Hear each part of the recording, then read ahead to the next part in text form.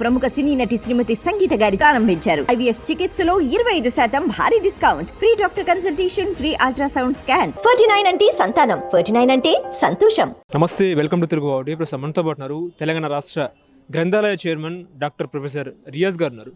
రియాజ్ గారు, ప్రజాపాలన అన్నారు, ప్రజాప్రభుత్వం అన్నారు. ఇప్పుడు అదే హైడ్రా పేరుతో ప్రజల ఇళ్లను కూల్చివేస్తున్నారు అనేది ఇట్లా అందరూ చెప్తున్నారు. నిజంగా ప్రజలపై కక్ష కట్టారా? ప్రజలంటే ఎవరో ఈటల రాజేందర్ గారు నిర్వచనం ఇస్తే మేము తెలుసుకుంటాం. ప్రజలంటే మా ఉద్దేశంలో పేదలు, ప్రజలంటే ప్రభుత్వ సహాయం పొందే ప్రజలు. కానీ ఈటల రాజేందర్ గారి ఉద్దేశంలో భూ కబ్జాదారులు, చెరువులు మింగిన వాళ్ళు, నాణాలను నాలుకలకు రాసిన వాళ్ళు, పార్కులను ఖతం చేసిన వాళ్ళు. ఈటల రాజేందర్ గారు విజ్ఞులు, తెలంగాణ ఉద్యమంలో భాగస్వామ్యం వహించిన వాళ్ళు. వారి పట్ల మాకు గౌరవం ఉన్నది. అదే పార్టీలో విశ్వేశ్వరరెడ్డి గారు కానీ, అదే పార్టీకి సంబంధించిన రఘునందనరావు గారు కానీ హైడ్రాకు సంబంధించిన చర్యలను సమర్థించే క్రమంలో ఈటల రాజేందర్ గారు గౌరవ పార్లమెంటు సభ్యులుగా ఉంటూ అట్లా మాట్లాడడం అనేది బాధాకరం. ఇప్పటికైనా ఈటల రాజేందర్ గారు వాస్తవాలు తెలుసుకొని భూ కబ్జాదారులకి గుండెల్లో రైలు పరిగెస్తున్నా, అట్లాగే భూ కామందులకి రాత్రిపూట నిద్ర లేకుండా చేస్తున్నా, అలాగే అక్రమార్జన వాళ్ళకి ఛాలెంజ్గా ఉన్న హైడ్రా లాంటి యాక్టివిటీస్ని వాళ్ళు సమర్థించాలని కోరుకుంటున్నాం.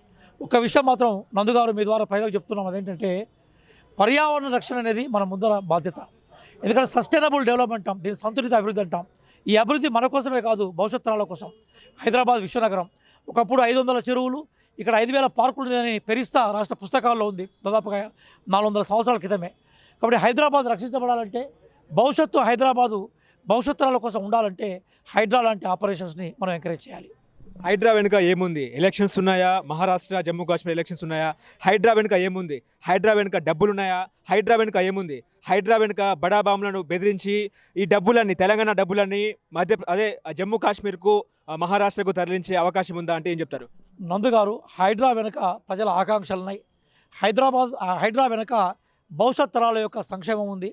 హైడ్రా వెనుక సస్టైనబుల్ డెవలప్మెంట్, సంతులిత అభివృద్ధి భావన ఉంది. హైడ్రా వెనుక మా ప్రభుత్వం హైదరాబాద్ నగరాన్ని భవిష్యత్ తరాల కోసం కూడా కాపాడాలనే తపన ఉన్నది. కానీ ధర్మం వైపు, నిజంగా గీత ప్రకారం చెప్తున్నాను రియాజ్ గారు, భగవద్గీత ప్రకారం నిజంగా ధర్మం వైపే రేవంత్ రెడ్డి ప్రభుత్వం ఉందా, మీ ప్రభుత్వం ఉందా అంటే ఏం చెప్తారు? ఇప్పుడు మనం ఎక్కడికన్నా హైడ్రా ఆపరేషన్ చేపట్టిన దగ్గరికి పోదాం. మనం ప్రజలు జేజేలు పడుతున్నారు. ఇప్పుడు మన పాపులర్ టీవీ నుంచి మీరు చిన్న సర్వే పెట్టండి, 97 నుంచి 98% శాతం ప్రజలు ఖచ్చితంగా హైడ్రా ఆపరేషన్ని ఒప్పుకుంటారు. ఎందుకు ఒప్పుకుంటారంటే, ఈరోజు ప్రపంచవ్యాప్తంగా పర్యావరణం బాగా దెబ్బతిన్నది. హైదరాబాద్ లాంటి గ్రోయింగ్ సిటీస్, ఎందుకంటే ఇది భవిష్యత్తులో ఢిల్లీ, బాంబేలను కన్నా ఎక్స్పాండ్ అయ్యడానికి దీనికి అవకాశాలు ఉన్నాయి. ఇట్లాంటి ప్రాంతాల్లో సస్టైనబుల్ డెవలప్మెంట్ చేయాలి. చెరువులు నాశనం అయిపోయినాయి, నాలాలు నాశనం అయిపోయినాయి, పార్కులు నాశనం అయిపోయినాయి. ఈ నేపథ్యంలో హైడ్రా ద్వారా వాటిని మేము రక్షించే ప్రయత్నం చేస్తున్నాం. కాబట్టి ప్రజల ఆసక్తులే మా ఆసక్తులు. హైడ్రా నిజంగా జన్వాడ ఫామ్ హౌస్ వైపు ఎందుకు వెళ్తలేదు అంటే ఏం చెప్తారు? పోయే రోజు వస్తూ ఉంటుంది. హైడ్రా ఒక స్వేచ్ఛా విహంగం, ఎక్కడికైనా పోగలుగుతూ ఉంటుంది. ఒక్కోసారి నీ కంటికి కనిపించకుండా పోతూ ఉంటుంది. కంటికి కనిపించబోతు మైక్రోస్కోపులు పెట్టి కనబడ్డప్పుడు, భూతద్దాలు పెట్టి చూసినప్పుడు హైడ్రా కనబడుతూ ఉంటుంది. అది లేనప్పుడు హైడ్రా ఎవరికి కనపడకుండా ఎక్కడ పోవాలో అక్కడ పోతూ ఉంటుంది. భారత రాజ్యాంగం ఆర్టికల్ 14 చెప్పినట్టుగా చట్టానికి అతీతులు ఎవరు గారు. ఆయన ఓవైసీ కావచ్చు, లేదా మనకు కనిపించే కేటీఆర్ గారు కావచ్చు. దాని మీద కొంత సర్వే జరుగుతూ ఉంది. ఒకవేళ రికార్డులలో కనుక మాకు క్లియర్గా అది అక్రమ కట్టడం అని చెప్తే డెఫినెట్గా పోతాం. అది క్లియర్గా పిరంగి కాలువ మీద, అంటే ఏదైతే గండిపేట చెరువుకి నీళ్ళను సప్లై చేసే శక్తి ఉన్న పిరంగి కాలువ, అద్భుతమైన కాలువ, దాని దగ్గర నిర్మించబడ్డ కట్టడం. తెలంగాణ వ్యాప్తంగా చర్చ ఏంటంటే, ఓవైసీ కాలేజీలను కూల్చే దమ్ముందా కాంగ్రెస్ ప్రభుత్వానికి అనేది ప్రశ్న. బీజేపీ వాళ్ళు చెప్తారు. నిజంగా ఆ దమ్ముందా మీకు? మిమ్మల్ని అడుగుతున్నాను. ఇంతవరకు ఓవైసీని అరెస్ట్ చేసే దమ్ము ఎవరికి ఉంది? కాంగ్రెస్ పార్టీ కదా. అక్బరుద్దీన్ ఓవైసీ తెలంగాణలో ఉన్న గంగా జమున తహజీబ్ను పరిహాసం చేస్తూ మాట్లాడినప్పుడు తీసుకొచ్చి 2 నెలలు జైల్లో పెట్టిన చరిత్ర ఎవరికి ఉంది? కాంగ్రెస్ పార్టీకి కదా. ఓవైసీని ఎక్కడెక్కడ కట్టడి చేసే చరిత్ర కాంగ్రెస్ పార్టీకి లేదా? ఓవైసీ బ్రదర్స్ యొక్క ఆగడాల్ని కట్టడి చేసే దమ్ము అవసరం లేదు, ధైర్యం ఉండాలి, చట్టం పట్ల గౌరవం ఉంటే సరిపోతూ ఉంటుంది. ఒకటే మీ ద్వారా ప్రజలకు నేను విజ్ఞప్తి చేస్తున్నాను ఏంటంటే, గౌరవ పార్లమెంట్ సభ్యులుగా ఓవైసీని మేము గౌరవిస్తాం. అదే సందర్భంలో ఓవైసీ రాజ్యాంగానికి వ్యతిరేకంగా పనిచేసినప్పుడు, ఓవైసీ ప్రధానంగా చట్టాన్ని ఉల్లంఘించే ప్రయత్నం చేసినప్పుడు ఉపేక్షించేది లేదు. ఆర్టికల్ 14 ప్రకారము అందరూ సమానమే. హైడ్రా తన పని తాను చేసుకుంటూ పోతూ ఉంటుంది. ఆయన ఓవైసీ కావచ్చు, ఇంకా కేటీఆర్ కావచ్చు, ఉపేక్షించేది మాత్రం ఉండదు. ఇప్పుడు మల్లారెడ్డి కాలేజీలు కానీ, పల్లా రాజేశ్వర రెడ్డి కాలేజీలు కానీ అక్రమాల కాలేజీలు అంటున్నారు. మీరు నిజంగా కూలుస్తారా? ఖచ్చితంగా ఖచ్చితంగా దాని మేము వెనక పోవట్లే కదా, చాలా క్లియర్గా మీరే చెప్పండి. మనకి పల్లా రాజేశ్వరరెడ్డి గారి కాలేజీ దగ్గరికి ఎవరిపై ధర్నా చేస్తున్నారు? ఎవరైతే భూములు కోల్పోయినాయో వాళ్ళు ధర్నా చేస్తున్నారు, ఎవరైతే ప్లాట్లను కోల్పోయినలో సామాన్లు వాళ్ళు ధర్నా చేస్తున్నారు. ఆ వెనుక ఉండే చెరువే అదృశ్యం చరిత్ర కదా వాళ్ళు. ఆ చెరువు అదృశ్యమైన చెరువును తిరిగి ప్రత్యక్షం చేసే ప్రయత్నం చేస్తున్నారు. మల్లారెడ్డి గోడలు కూల్చలేదా? మల్లారెడ్డికి సంబంధించిన కాంపౌండ్ వాళ్ళని జర్మనీ వాళ్ళ లెవెల్లో మనకి తూర్పు జర్మనీ పశ్చిమ జర్మనీ విభజించే లెవెల్లో ఆయన గోడలు కట్టుకుంటే కూల్చింది రేవంత్ రెడ్డి గారి ప్రభుత్వమే కదా. వ్యక్తిగత కక్షల కోణంలో చూడట్లేదు మేము దీన్ని. ఇప్పుడు హైదరాబాద్ పరిరక్షణ కోసం ఏమైనా చేస్తాం మేము. మా అక్రమ కట్టడాలు కూల్చేస్తే రేపు కాంగ్రెస్ ప్రభుత్వమే కూలే అవకాశం ఉంది అనేది చర్చ.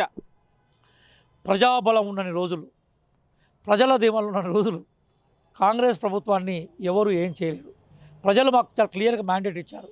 ఈరోజు మీరు ఎక్కడ సర్వే చేసినా లేదా భవిష్యత్తులో పాపులర్ టీవీ ద్వారా మీరు డైనమిక్ జర్నలిస్టులు సర్వే చేసినా కూడా 97 నుంచి 98% ప్రజలు, సామాన్య ప్రజలు హైడ్రాను ఆహ్వానిస్తున్నారు. ఇంకా మీకు ఆశ్చర్యకరమైన విషయం చెప్తాను. నేను మొన్న వరంగల్ పోతే వరంగల్ ప్రజలు అంటున్నారు మనకు వ్యాడ్రా ఎక్కడ ఉంది అంటున్నారు, ఖమ్మం పోతే క్యాడ్రా ఎక్కడ ఉంది అంటున్నారు, మహబూబ్ నగర్ పోతే మ్యాడ్రా ఎక్కడ ఉంది అంటున్నారు. అంటే కేవలం హైదరాబాద్ మాత్రమే హైడ్రా ఆపరేషన్లు పరిమితం కాకూడదు, మన ప్రాంతాలకు కూడా రండి. మా ప్రాంతాల్లో కూడా గతంలో టీఆర్ఎస్ ఏరియాస్కి సంబంధించిన అనేక మంది నాయకులు మమ్మల్ని కబ్జా చేశారు, మా చెరువుల్ని, మా నాణాలని, మాకు సంబంధించిన మైదానాల్ని కబ్జా చేశారు. మా దగ్గర రమ్మని ఆహ్వానిస్తున్నారు. కాబట్టి హైడ్రా కాంగ్రెస్ పార్టీ యొక్క కమిట్మెంట్ను, రేవంత్ రెడ్డి గారి పరిపాలన దక్షతను, వారి ధైర్యాన్ని ఆకాశంతో ఉన్నది తీసుకుపోయింది. ఈ స్ఫూర్తితో జిల్లాలో కూడా మేము విస్తరించబోతున్నాం. హైడ్రా దూసుకెళ్తుందా లేకపోతే రాబోయే రోజుల్లో హైడ్రా అనేది హైడ్రామాగా మిగిలిపోతుందా? అది కాలం నిర్ణయిస్తుంది. ఈరోజు హైడ్రా యొక్క సృష్టించిన భూకంపాలకి ఎవరు భయపడుతున్నారు? భూకంబందులకి, భూ కబ్జాదారులకి హైడ్రా సింహస్వప్నం. సామాన్య ప్రజలకి, పర్యావరణాన్ని కోరుకునే వాళ్ళకి, చిన్న చిన్న పిల్లలు భవిష్యత్తులో పౌరులుగా మారే క్రమంలో హైడ్రా వాళ్ళకి ఒక ఇంద్రధనస్సు, వాళ్ళకి ఒక కల్పతరు. కాబట్టి డెఫినెట్గా హైడ్రా నిలబడుతుంది, ప్రజల ఆకాంక్షలు నెరవేరుస్తుంది. రాహుల్ గాంధీ పర్మిషన్ తీసుకున్నారా? రాహుల్ గాంధీ గారి యొక్క ఫిలాసఫీనే పేదపైన ఫిలాసఫీ.